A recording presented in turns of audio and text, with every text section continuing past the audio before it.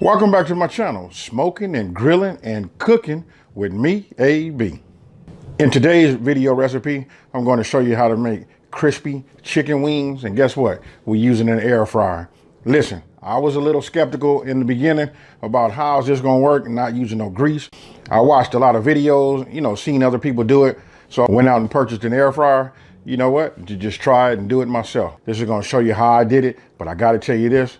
I don't want to call this really a spoiler alert because you can read the title. Listen, it does work.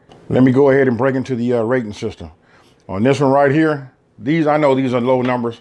A guy has his own channel, his name is Meathead. He asked a hard question. He asked me, when am I going to make something, with a higher number, like maybe a 10 or a 9. And he also asked me, what do I consider that, what will be a 10 or a 9.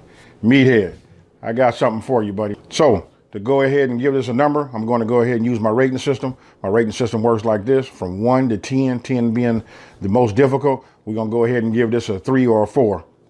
Let's go with a 3. This is easy. You batter your chicken. Once you put your flour and your seasoning on it, you put it in the air fryer. Once it's in the air fryer, you set it. You come back after halfway cooking it. You look at it, spray some cooking oil on the spots that has the flour on there that didn't all the way cook. Then you can rotate it over. Put it back in for the remainder of the time and let it be. So in 20 minutes, you got crispy chicken wings. It's just like going out and buying it at a fast food restaurant. And when I say crispy, I mean crispy. So with no further ado, let's get it in.